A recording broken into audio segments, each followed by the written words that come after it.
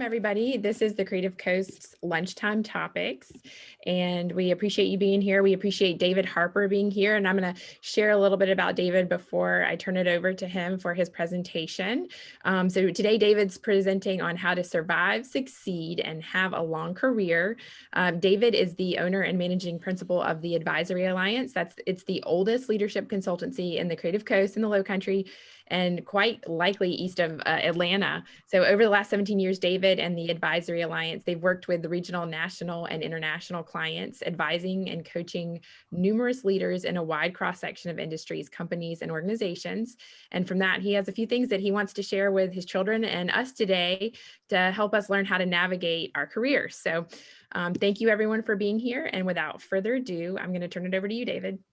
Great. Well, thank you, Kate. I want to thank you, Jen, and the Creative Coast for the opportunity to speak with everyone. Thank you, everyone, for taking time out today. As Kate noted, I am managing principal of the Advisory Alliance. We've been in Savannah, as Kate noted, for over 17 years. We work in the space of leadership development and talent management. We basically build leadership management programs for companies. We'll work with their individual leaders around executive coaching, working with them individually from anywhere from 6 to 24 months. We'll also help around succession planning. Kate noted a variety of industries here, the industries we've had the privilege and pleasure of working in. So wide variety, also with a variety of companies as well, international, national, regional. You'll also see local companies as well. You'll see the Savannah Bee Company, you'll see Parker's, you'll see United Way, Creative Coast, Georgia Power, and others we've had the privilege of working with. So let's get started. So let's go back to December 2019. That was only 10 months ago, but I think in the style of that dog-year ratio, like 7 to 1, I think for many of us, it feels more like 70 months ago, when things were a bit more normal, so to say. And now we have people feeling like this and some feeling like that. Certainly the world has changed, the world of work has changed. That being said, what I want to talk about today are things that I think are kind of true, irrespective of what the times are, whether we're in a crisis, non-crisis. These are things that I've been able to sort of glean. I've had the privilege of working with a variety of leaders and individuals over the last 22 years in leadership development. And so these are some of the things that I've learned from them. I've also seen along the way. So first one I'd have to say is we all have the same amount of time, right? Whether you're the leader of a country, leader of a large global enterprise, or a state entity, or a local nonprofit. We all have 168 hours each week to allocate to our work, personal lives, family, if you have one. The issue is not that we need to allocate all of them, of course, to our work. The issue is how do you deliberately allocate them? My experience has been leaders that are highly effective are very intentional about how they allocate their time. So it goes beyond just time management and keeping an agenda or like a planner, but it's really being very thoughtful as to what does the role that I occupy require of me. There was a matrix developed by a Dr. Stephen Covey. You may know him. He wrote a book that was quite popular called The 7 Habits of Highly Effective People. He lived long enough to find an 8th habit, and then he wrote a subsequent book about the 8 habits. And he put together this matrix that is used to assist people in determining how do they allocate their time with regard to their work. And you'll notice that we have sort of 2 dimensions here, levels of importance and levels of urgency. So levels of urgency meaning, does the work need to be done now, right away? If so, it's urgent. If it can wait, then it's not urgent. If it's important, i.e. important to the organization, to your team, department, or maybe it's not important, okay? Now, the thing that Covey noted is that urgency and importance are connected, but they are not the same thing. Some things can be urgent and important, but there are also things that are important that don't need to get done right away, right? Let's start off at the bottom right. So if we look at things that are not urgent, not important, right? A lot of email that we get, shopping online, watching Facebook or going on Facebook, watching, YouTube. That's the kind of work that essentially is not important and not urgent. Hopefully, most of us aren't doing much of that when we work. Let's go up to the top left. All right. What kind of things that we tend to are both important and urgent? Major crises. All right. Can someone say COVID-19? Right. Very important.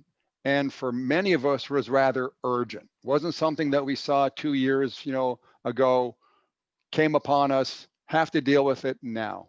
Pressing problems, deadlines. If you're working in a large company, maybe you've got employee issues coming up, or even a small one that suddenly come up, you got to tend to. If you're working within government space, issues that citizens bring up right away that need to be tended to.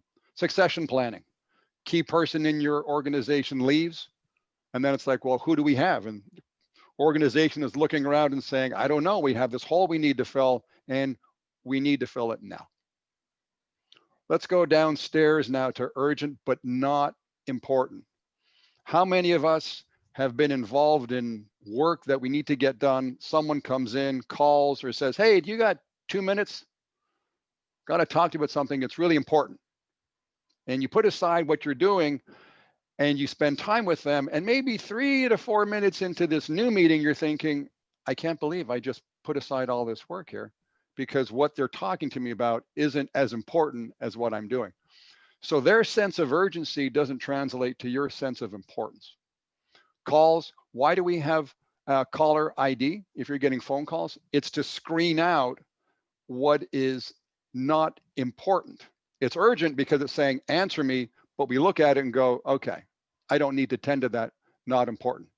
The problem with a lot of our text messages is that they are always urgent. You get a text message, you check. Another text message, you check. Independent of whether they're important or not important. So they're consuming time that we could be using elsewhere. Also, they are distractions. Meetings as well, you might be brought into like a meeting for something. Again, you're sitting there going, why was I brought into this meeting? It's an hour long, I could use it elsewhere. Let's go to the top right, right? The top right. So these are things that are important, but they're not urgent, meaning that if you don't tend to them now, the company's not going to fall apart. Department's not going to fall apart. But they are more of a slow burn, that if you don't tend to them, at some point, they're going to be a real problem. Developing people, at some point, that's going to come and haunt you because you don't have the right people with the right skills. Process improvements, optimizing the department, strategic thinking, long-term planning, all right? You can let that go, not today, not tomorrow, I'll do it next month. At some point though, your organization, your team's gonna be caught flat-footed because people haven't been planning for the future. Planning for a crisis. Case in point, I'm not suggesting that people should have planned for COVID per se, but did your organization have some kind of communication plan in the event of any kind of crisis? Was there anything in place? And again, these could have been things like, yeah, I know we need to plan for it, got to plan for a hurricane, got to do that. Well, I'll get to that later. The problem becomes overall, as Covey noted, if you don't tend to what's important but not urgent, at some point they will shift over to becoming important and urgent, and you got to deal with it now. The problem typically is that the issues themselves are so complicated that you don't have enough time to fully deal with it in the moment. What Stephen Covey noted overall is that people, leaders, employees tend to be orchestrated by what's urgent. Many of us keep to-do lists. We love checking things off our, to-do list. The problem though is that we're not necessarily looking at and saying, are all of these important? Yeah, they might be urgent. I want to get to them now. It feels great to check them all off, but am I getting the important work done? Instead, Covey said, focus on what's important. You've got to figure out in your career, in your role, what is important to this organization. fully, understand, appreciate that we don't have all hours of the day and of our workday to allocate to what we want to do.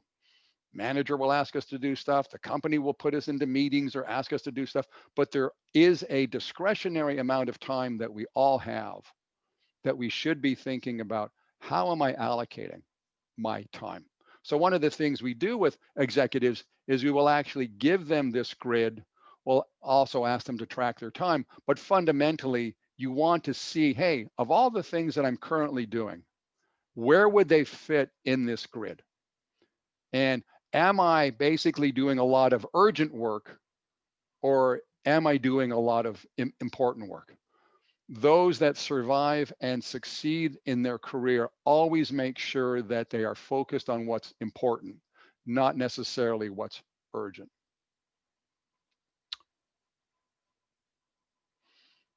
Common thing people are asked about, be it in interviews, resumes, people have a section about themselves. There's that classic 60-second elevator ride that people talk about. You get in the elevator and maybe the head of the organization, the CEO, joins you by chance, and you've got 60 seconds to go up in the elevator, and she says to you, so tell me about yourself. What's up? Frequently, what we will see is people will talk about what they are responsible for. Well, this is my title, this is my role, this is what I'm responsible for. The problem with that approach is it doesn't distinguish you from anyone else who might have that role. Effectively, what you're doing is giving them a job profile and saying, well, this is me. But really, that's not you. That's what you're responsible for. And anyone else who is sitting in your seat would be responsible for the same thing. Instead, what you've got to do is connect yourself to impact. You've got to distinguish yourself by the impact that you bring to the team, to the department, to the organization. Can you convey to that person within 60 seconds, this is the impact that I bring? Yes, I'm responsible for this, but here's what my being in this role does for this organization. So, a couple of questions that you can ask yourself in order to connect yourself to impact. What is the impact that I have? Not what am I responsible for, what people expect me to do, but what is the actual impact that I have in this role? Number two, who knows what I do? Now, for most people, it's just their manager, maybe their teammates, their colleagues. But we will get to why you are vulnerable if it's just your manager who knows what you do. Right? Who knows the impact that you have? Same thing. Typically, maybe it's the manager. Sometimes not even the manager knows. The manager might know, okay, what you do, but impact, yeah, they might know some. Lastly, who of influence in your organization would champion me, right? Would go to bat for me. If I wanted to move up in the organization, if I wanted to try something new, who would advocate for me? And I'm saying in this case, other than your manager. I'm assuming that your manager would. Great quote from Patty McCord. She was the former chief talent officer of Netflix, as you can see, for 14 years. Her quote is, it's not what you know or who you know, it's who knows what you know. This notion of getting people, right, to understand, okay, so what does Dave actually do, but what does he get done? What is the impact that he has? Now, I talked to you about how sometimes people can be very vulnerable because their manager casts a very long shadow over them.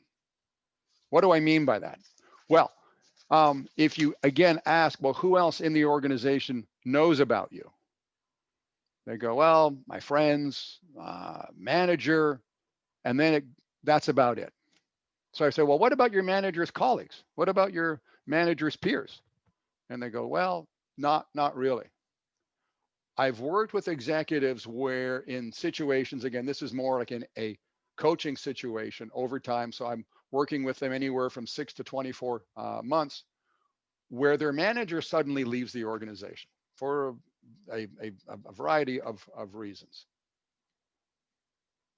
And then the person is vulnerable because who else knows what that individual does? Who can speak for that person? So two situations, that person would like to move into that manager's role. Well, who's going to advocate for that person? Among the former manager's peers, conversation will often go, gee, should we consider Dave for that manager role? And they look around and go, well, does anybody know what Dave does? Well, I know what his job description says. Do you know the impact that he's had? Like, no, not really.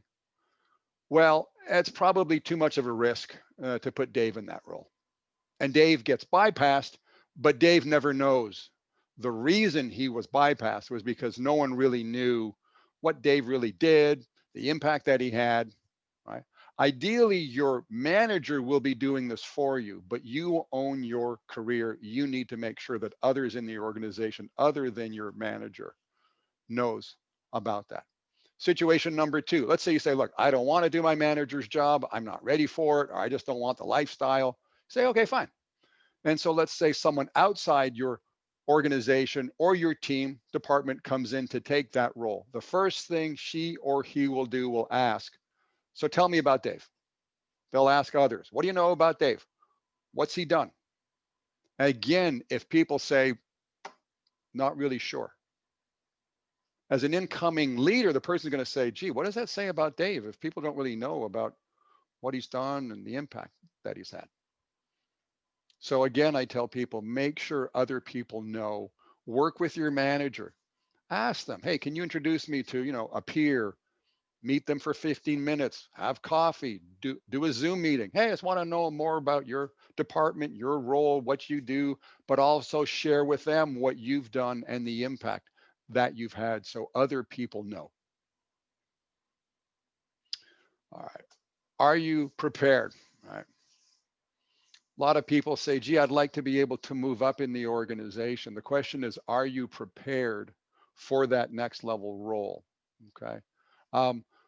A firm named Aegon Zender, they search for CEOs for companies all over the world. So again, position opens up in a company, they'll call this company Aegon Zender and say, hey, we need you to find a new CEO for us. So they did a study of more than 400 CEOs worldwide. And they found that only a third felt fully prepared for being a CEO after they were in the role. They looked back and said, yeah, only a third said, yeah, I was fully prepared for this. Basically, 2/3 said that they weren't prepared. And that's not uncommon.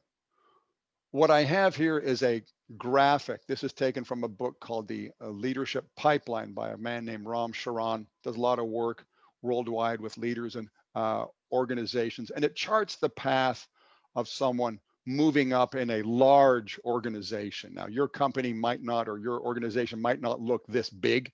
It might have fewer levels, but the path is kind of similar. You start off just basically working by yourself, you're managing yourself. And then if you get promoted, you end up managing others. And then if you get promoted again, you manage managers and so forth, all the way up. Now, you've noticed that I've extended these lines here at each of these sort of switchbacks as we go up. Why have I done that?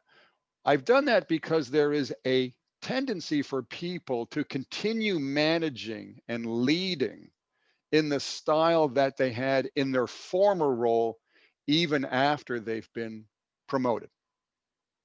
And so they continue to act in a way that is more in style with how they should have been leading in their prior role, but not in their current role. They need to be more mindful of, okay, I'm in this new role. What are the expectations of me? What kind of leadership do I need to bring to bear? And again, this works if you're changing roles that necessarily aren't a different level, but maybe in a different function. Are you dialed in to what's required of that role? Do you know what is important to be done in that role? Again, I encourage people, if this is what you want to do, if you want more exposure, if you want to move up in your career or move into different departments, you've got to find a way, ideally with your manager's support, to get exposure to that. to meet people who are, if you want to become a manager, you need to be meeting with people, asking them, what do you focus on? How do you spend your time? How is it different managing people than just managing yourself? Or if it's a different department, what's it like working here prior to getting promoted? You remember we saw that picture of, there was a man at the desk and the woman, she's like this. Oftentimes that's how leaders feel after they've been promoted, right? There's that imposter syndrome that people feel. It's like, oh, I can't believe I took the job. This is bad. It's like 3 o'clock in the morning. I can't sleep. Now, every new leader goes through that. I don't care how adept they are. There's always a sense of anxiety, and I don't quite fully know what I need to be doing. And this is early on. There's some element of that. The key is not to be totally surprised and to be learning on the job after you're sitting in the seat. So as best as you can, get exposure prior to making that turn as you go up. Another piece, all right, do you know who you are, right? Large question. I'm sure many of you are familiar with something called the Myers-Briggs Mbti type indicator, right? It's an interesting assessment. Do not use it for hiring people, selecting people, promoting people. It is not validated for that. If you do, you should consult a great labor attorney, because that's not what you should be doing. The I in MBTI is indicator.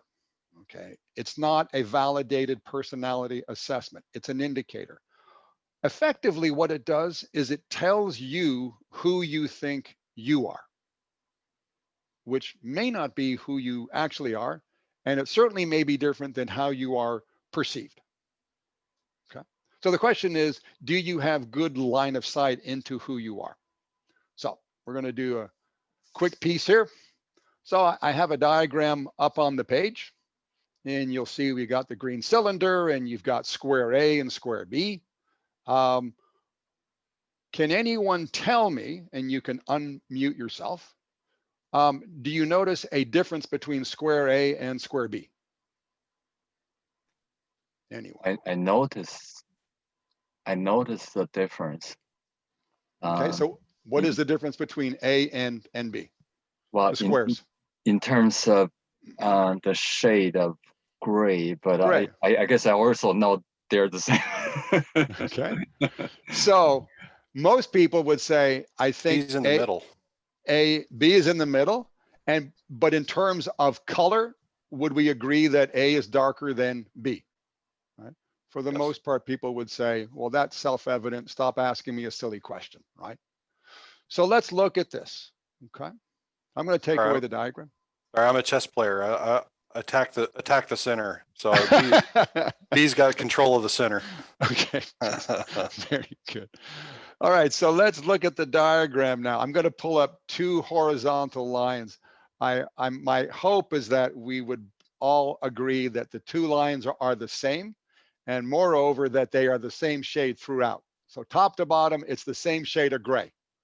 Right? It's not like it's darker on the top and lighter on the bottom. I'm going to bring back the diagram. There's the left side, there's the right side, and there's the middle. So what do we notice? We say, well, wait a second. If the 2 lines, those gray lines, are the same shade top to bottom, and the 2 lines at B right here, gee, they're the same shade as B, and they're the same shade as A and B have to be the same shade. Now, even when I show this, people go, oh, no, the lines are lighter here and they look darker there. So you've done something with the diagram. So I go, okay, well, here, let me indulge you. I'm going to take away that part of the diagram. I'm going to take away that part of the diagram. I'm going to take away the bottom, take away the top, and I'm going to take away the middle. And you can see that A and B are the same shade. This is not a trick per se. I have not done anything, Photoshop or changed the fill or anything. They are the same shade, but when I bring back this, we don't see them that way. There is nothing wrong with your vision. Okay, this is a phenomenal illusion. You cannot not see it. Most people cannot not see it. I can tell you that A is darker than B. but the way that we are wired visually, we cannot not see it. Okay. So again, the question is, can I depend completely on how I see things? I can be confident as anything that A is darker than B. All my friends tell me A is darker than B, but when we check, A is the same shade. I've done this where I actually will print this out. I give people scissors and they cut out the squares and they go, oh my gosh, A is the same shade as B. All right, so what does this have meaning for in terms of your own career?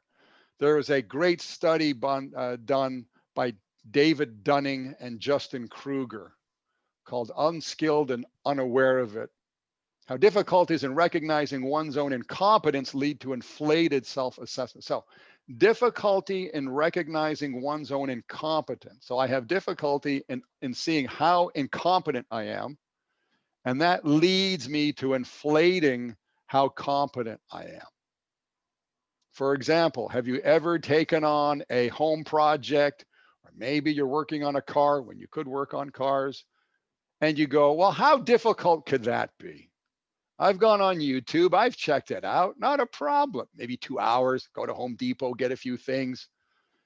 And 6 hours later, you go, oh my gosh, oh, I should have called someone to get it done. Right? The problem with that is we lack the skills. We're not competent in what we want to do. If we had the skills that we need to do the job, we would also have the skills to be able to assess our own ability. But because we lack it, we tend to overinflate our abilities. Now, I would say, and this ultimately became known as the Dunning-Kruger Effect. And I say to people, if you think that the Dunning-Kruger effect doesn't apply to you, then you have just proven the Dunning-Kruger effect. This was inspired by a man named MacArthur Wheeler. He robbed 2 banks in Pittsburgh back in 1975. The police were able to capture him rather quickly. Why was that? Because he didn't wear a mask when he robbed the bank. And he had lemon juice on his face. Police had him, they questioned him, and they sort of said, like, what's with the lemon juice? MacArthur had seen and read that you could take lemon juice and write or paint with it on a white sheet of paper, and then when you let it dry, it becomes invisible. And so he assumed, therefore, that if I smear the lemon juice on my face and wait, I too will become invisible, hence I can rob the bank. There's another story, hasn't been proven, that he did the test to see if it worked by using the old school Polaroid. Again, this is 1970s. But when he did his selfie with the Polaroid, and for those that don't know what a Polaroid is, it's the old school camera where you click and the photos comes out. Apparently, he misshot the selfie and he shot over his shoulder. So when he looked at the picture, he didn't see his face. He's like, oh, this is great. And so off he went. Right. So for the rest of us, right, who aren't going to rob banks, right, and are doing something a little bit more civil, it's important that we get a test on how dialed in are we to who we are and what we do well and where we need to tweak ourselves. So you've got what I ask people to do is, in your current role, what would others say? Not you. It's not what you think, but what would others say that you do too little of, right? In the right amount, those are your strengths, or what you do too much of. What do you overdo? Hey, Dave's great with details, but he's a crazy micromanager. He just drives everyone crazy. Some companies do. We will work with leaders on doing something what's called 360 feedback. It's a process where the individual will get feedback from everyone around him or her. There's 360 degrees in a circle. So he or she is getting feedback from their manager, peers, direct reports, and others. And they will also provide feedback as well in terms of what do they think they do in the right amount, too little, or too much of. And so they can see, hey, I think I do this too much, or I think I do this in the right amount, but my manager thinks I do it too little. Okay, well, that's good for me to know. Because if I didn't get that feedback, I just keep doing what I'm doing because I think I'm doing it in the right amount. They want to calibrate. Some people will say, well, isn't that just perception? You're just asking people. And I'd say, well, yes, this is the classic, issue of, well, do I see the two faces, or do I see the candelabra or the vase? And I say, yes, it is about perception, but perception is the reality in which you work with others. So if people think you're trustworthy and competent, that's great, super. But if they think you're a jerk and you don't get things done, that's going to be tough. And you don't convince people by saying, look, I'm not a jerk and I get things done, right? You kind of dig yourself like a deeper hole. So the idea is, can you dial into finding out how you are perceived, right? Because ultimately it's about being able to adapt to your situation. You go to a new company, it's a new culture. You go to a new role, different expectations, different people. Can you adapt to that, right? Are you fluid enough? Are you versatile enough that you can easily adapt to those new situations? I've talked to people, I haven't worked with any, but I've talked to people who cling to who they are, right? They want to be, quote unquote, true to themselves. Now, when I say that, I don't mean about ethics and values and things like that, but they want to just sort of be true to who they are and sort of stay that way. And I call this hugging the anchor of the Titanic, right? Because they're so determined just to continue to be the same way, irrespective of the changes. The boat's going down, they're clinging to the anchor of the boat, of the ship, and you're telling them, hey, come on, you got to come off, let go. I know it's a little bit, frightening, but it's not going to work out well. And they are so determined just to continue to be who they are, notwithstanding all the consequences.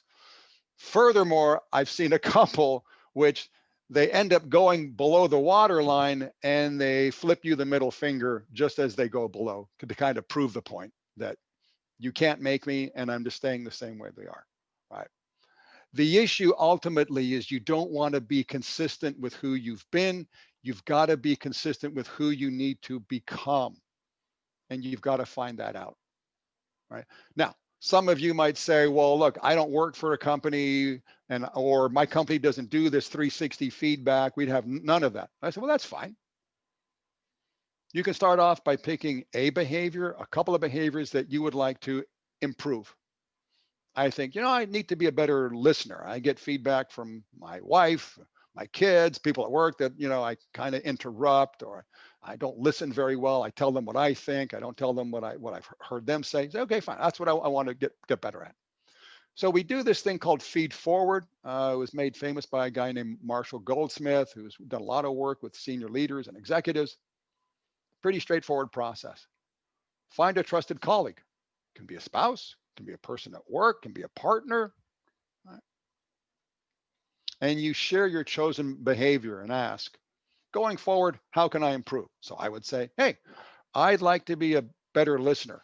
Going forward, we're not talking about the past. I'm not asking for examples from my past. What have I done well? I'm like, going forward, how can I improve? So I'm getting the person to focus not what's already happened, but what I can change, which is in the future. And so your colleague gives you suggestions for the future, nothing about the past. And what do? You do not make any kind of editorial comments about their recommendations. All you do is say thank you. So obviously you don't say, well, that's a bad idea. I can't do that. Or you don't understand. I could never do that. But also you don't say, oh, that's a great idea. Because if you say that's a great idea to only one of the comments or recommendations, the person then knows that, well, I guess the other ones weren't that great. And what you simply want is to encourage recommendations. Doesn't mean you're going to have to do it, but you're thanking them for doing it. This is something that's easy to do. I certainly recommend, with leaders that I've done, if they don't have a 360 process, find a few people that you trust, focus on it and say, hey, again, here's what I want to do going forward. How can I improve? They give you recommendations. You say thanks. There was a movement early on in the 2000s called strengths-based leadership. Great, there were very popular books written, a guy named Marcus Buckingham, very popular. He called Now Discover Your Strengths. There was this thing called Play to Your Strengths, another book written. And then Don Clifton from the company Gallup that does these surveys, he wrote this book called Strengths-Based Leadership. They even have this thing called the Strengths Finder, which has become very popular with people. Excuse me. The idea is to find out what you're good at, what your strengths are. That's important. This became very palatable, right? People like the concept. Wow, that's great. You know, I can have a long, career if I just play to my strengths. The problem was it was very palatable, but it wasn't right. If you think about it, education, right? Our whole system of education is not playing to people's strengths per se. When I went to kindergarten, I couldn't do math. I couldn't do algebra. I didn't know physics or chemistry or geography. I built those skills. I grew up in Montreal, Canada, to English-speaking parents. That part of the country tends to be more French-speaking. I didn't grow up. I wasn't born with a capacity to speak French. I didn't have a strength for French speaking. But I took upon myself, it was taught in school, I took it in college, so I became pretty fluent afterward. So I caution people when they say, I want to play to my strengths. I think that's noble. But as you expand in your career, you're going to be asked to do things that don't play to your strengths. I can't tell you the number of leaders. Once COVID came into play, they couldn't just say, oh, I'm not going to attend to this part of the COVID outbreak. I know nothing about virus. I know nothing about that. Doesn't play to my strengths. And it really doesn't work well if you tell your manager, well, I'd be interested in a job that just plays to my strengths. Companies are really looking for people that they can plug and play that have multiple skills. And quite frankly, typically when you grow in your career, it's not because you've done the same thing for the last 35 years. It's because you're doing new things and new content. And the only way you get that is by building skills and capabilities that you don't have. I'm not saying that someone like me should say, yeah, I want to become a ballet dancer. Okay, that's, maybe a little bit of a stretch, right? It's not a little stretch, it's a big stretch. But there's a wider range of skills that we can cultivate. The other risk is sometimes people will overdevelop their strengths. They go way too far. And they develop a reputation like, well, that's all that they do. And that's what they're known for. But you know what? We're looking for them to do something different. And they seem inclined, again, they're kind of hugging that anchor. That's all that they do. That's all they want to do. And so, you know what? No, we're not going to approach Dave for this new role. But you will never know that you had that opportunity. You'll just be in your same role for a couple of years and people will be passing you and getting new opportunities. You're wondering like, well, how come? Because most companies, I shouldn't say most, many companies just simply don't tell people like, hey, you could have had the role, but you didn't get it. I'm sorry. You just don't get the role or you don't get the new opportunity. You just get passed over. If you move into leadership, okay, as we've talked about, you've got a limited set of hours, 168 each week. If you're moving up the organization into a new role, your span of control, the complexity of your role will just grow and grow and grow as you move up. You will have to delegate. Right? And for some leaders, this is a challenge. Again, if you remember that switchback diagram, they continue to lead. They continue to lead on that path. They forget to change and say, hey, bigger role. I'm responsible for more things, bigger span of control. I've got to delegate more. I've got to let go of certain things. I've got to manage people so that they can do it, right? Easy to say, difficult to do for some. Why? Because you have to have people who are competent that you can delegate to. And so there's oftentimes this chicken and egg thing where a manager, a leader will say, well, I'd love to delegate, but my people aren't ready to be delegated to. They don't have the skill set. And this gets back to that Covey matrix of saying, well, those people should have had their skill sets built so they can take on this new stuff. And that typically then falls to this new manager or leader to say, well, it's going to be up to you to build that skill set quickly, as quickly as you can, so you can delegate. Because if not, you're going to be overwhelmed. Right? And we work with managers, in terms of, okay, let's talk about how to do that. Let's look at who you have on your team, what skills they have. So it's not just a simple process of just giving it to people and say, here, you do it. I don't want to do it anymore. You do. You have to be smart, because if you delegate and it doesn't go well, yes, that person may get blamed for it, but so will you for being a poor judge of people's ability in that regard. I'm going to pull up a short video clip. This is about delegation. Looks at delegation with a bit of a twist, or say, I mean, a bit of a fun look at delegation. We've got two characters. You have the character on the left who's going to start the conversation, and they're basically going to sort of ping pong it back and forth. The voice of the two characters is the same. It's the same voice, but again, it goes back and forth. And this is often, I wouldn't say, well, I will let it play out. Okay, so here we go. This is maybe the more real side of delegation at times. The character on the left will start by saying, I have a project I want to delegate to you. I do not like to work. It will give you job satisfaction. I am satisfied doing nothing. You will get a promotion. Promotions mean more work. You will get a big pay raise. Then I would be in a higher tax bracket and would have to pay more taxes. We need your unique skills set to do the job. My skills are better used drinking coffee and surfing the internet. We will do it the way you want it done. I want it done by someone else. We will give you a team shirt. I have a shirt. I will move your seat to the basement if you do not do it. Does the basement have coffee and can I surf the internet? I will fire you if you do not do it. Then I would not have to leave the house to drink coffee and surf the internet.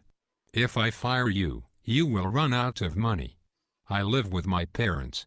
When you complete this project, you will make your parents proud of you. There is no chance of that. It is your duty. You said duty.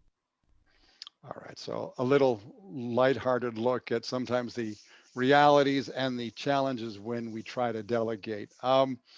Some things to keep in mind if you are in a leadership role and you're looking to go further, or if you're not in a leadership role and you're looking to take on leadership where you're going to be leading others. First of all, the work-life balance is fundamentally different for leaders. I might argue that sometimes work-life balance can be compromised by being a leader. It's fundamentally different. COVID-19 certainly put that into great focus. For many, many leaders, their work-life balance just didn't exist. They had to respond in the moment, and it wasn't just like a week-long thing.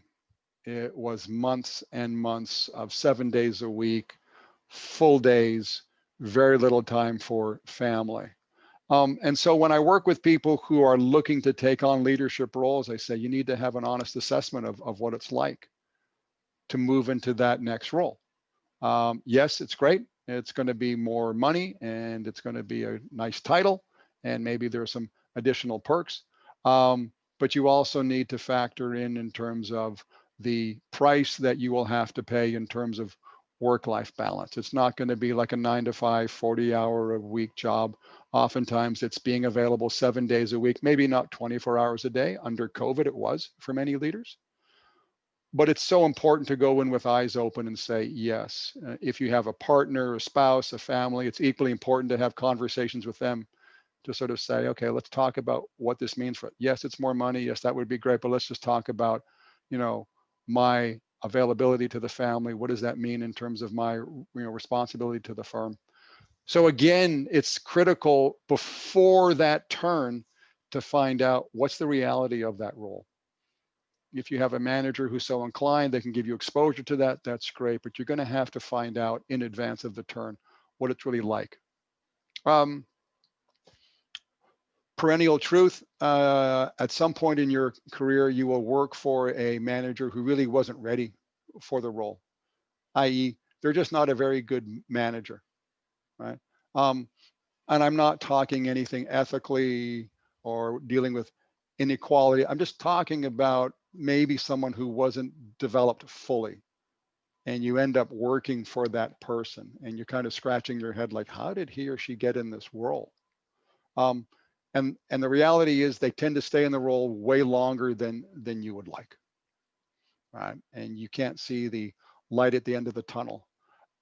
But in the end, you own the quality of your relationship with your manager. Again, full stop. I'm not talking about issues of harassment, discrimination. I'm just talking about the general leader or manager who was promoted maybe once too many times. Okay. The issue though is you've got to figure out how to best support him or her. How can you make them successful? Because people that don't support their manager or who actively undermine them, they don't go over too well within the organization, because so many other people have worked for poor bosses and poor managers. They know what it's like. But if you continue to do good work, and if you continue to get your name known and the impact that you do, it's not uncommon, therefore, to you to be able to get out of your current position and moved into a better role. And with some dose of humility, it is important that if you continue on in your career, it's also likely that you, and I've had this experience, where you get promoted into a role where you're not fully ready. And so you too will be the leader that people look to and say, gee, I wish they were a bit better at X, Y, or Z. So it can go both ways. And I just encourage people to say, have a bit of humility and compassion for, leaders that aren't performing as well. Try to figure out how you can better your relationship with them and see if you can make them more successful. Couple of things. The consulting business that I've been in for 22 years is a horrible business for buzzwords and jargon. There's all sorts of phrases that consultants like to throw around, which really don't mean anything. They're kind of empty. They're kind of vacuous. But in that spirit, I wanted to present, these are the top 5 buzzwords that you should avoid, okay, in order to have a long career. Honorable mention goes to into and out of the weeds. You oftentimes will hear people say, oh, we're getting too far into the weeds, i.e. you're getting too much into the detail. Right? You need to come out of the weeds. Strategic is another one. It's an adjective that people now bolt onto anything. We no longer need a marketing plan. We need a strategic marketing plan, right? We don't need to work around communications. We need strategic communications, right? Even like the lunch menu, right? It's no longer a lunch menu, it's a strategic lunch menu that somehow it has greater importance. Now, strategic planning is strategic planning, because if you said to people, we need to do planning, they'd go, well, so that's the one case where I'd say that's okay. But for some reason, people love to throw it in there to give something some kind of greater meaning or impact. All right, so number 5, outside the box. This one tends to be waning, thankfully, but you often hear people saying we need to be thinking outside the box. It goes back to a brain teaser where you had to connect 9 dots with so many lines and you had to basically draw outside the box to connect them, right? Basically, it's another way of saying being creative, innovative, right? Unpack. This has become popular, all right? A way of saying, hey, can we get more detail? Or I don't really understand. So they say, hey, Dave, can you unpack what you just said? As opposed to like, can you explain? Personally, I think the only thing you need to unpack is like your suitcase, like, when you get to your destination. Mind if I build on that? I never understood the meaning, or I shouldn't say the meaning, the purpose of this. You're often in a meeting and people are exchanging ideas and someone will say, hey, Kate, that's a great comment. Mind if I build on that? I've never known anyone to say, yes, I do mind, don't build on it, let's move forward, right? I find it's a little bit self-serving, because you're drawing attention to yourself and you're saying, hey, I got a great idea. It's like, just give your recommendation. You can say, hey, Kate, that's a great idea. You know, in addition, I thought we should do blah, blah, blah. The next level, another thing, kind of like, you know, strategic. What does it mean? Companies will say, hey, we got to take our company to the next level, got to take the organization to the next level, this team to the next level. And people all nod their head and go, ah, it's a great idea, it's a great idea. And then you leave the meeting and you go, so what's the next level look like? And people go, no idea, but I know we got to get there. I encourage people, instead of saying we got to get to the next level, say, hey, look, we need to bring our sales up, not to the next level, but such that, or our marketing, we got to bring our marketing to the next level. Describe, what does that mean? What's the impact? So that our customers do such and such. Last one, does that make sense? Right.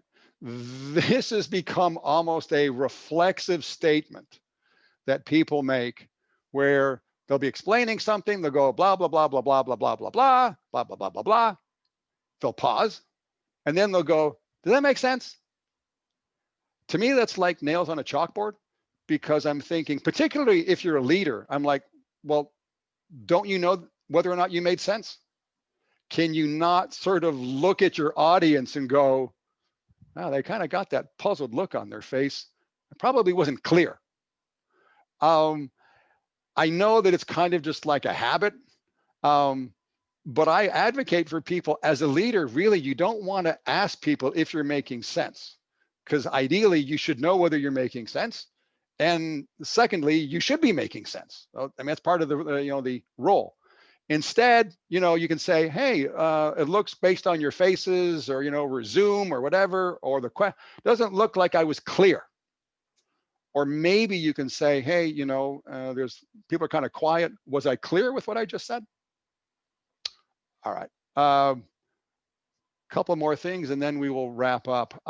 Again, I've had the privilege of working with leaders one-on-one, and again, oftentimes it's like for 12 months, sometimes 24 months at a time, and you really get to know people, and they'll share things about them and their lives. And one of the things that comes up is that people will often have this nagging voice in their head that has come up over the years. I'm not talking like a one-off. I'm talking like over the years, like, gee, I'm not doing exactly what I like, or, things aren't exactly going as I planned, or didn't expect to be in this industry, or, gee, I'd like more opportunity, but they don't pay attention to that. I call it basically snoozing their existential alarm clock. It's like your alarm clock goes off. If you're old school, you had something on your bureau, you would silence it. If you got like a mobile phone, you just swipe it and then snooze it to stop it from ringing, because it's annoying. The key, though, when I say to people like, yeah, but this alarm has been ringing for how many years, and it's not coming from something outside of you, it's coming from within you. And more often than not, there's a reason why it's coming up.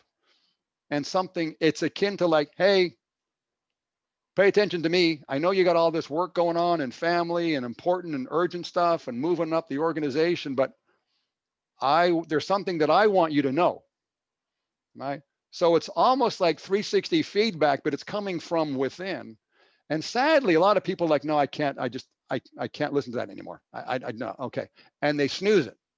And then it comes up again a few months later, like, oh, I wish I should be doing this, or and they snooze it.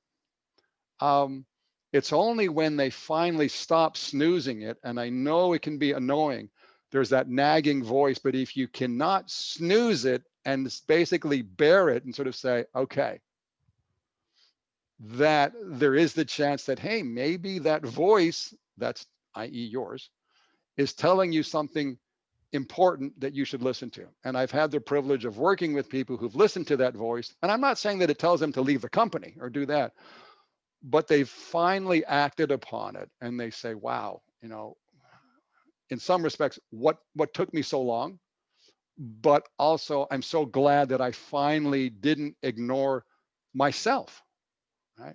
That I took some time in that important, not urgent box for me, and not just for anybody else. People will often ask me, Dave, what's leadership all about? How do you define leadership? Within our firm, this is what we say leadership is. It's the sustained ability to achieve extraordinary results by engaging the collective efforts of others. Certainly under COVID, it's become incredibly challenging to be a manager, to be a leader. People are basically trying to lead. It's trial by fire, given all these complex circumstances. But when people ask me, particularly when they're thinking of becoming a leader for the first time, why should I be a leader? I basically tell them this: because done well, you will profoundly change people's lives. Okay. One more before we go.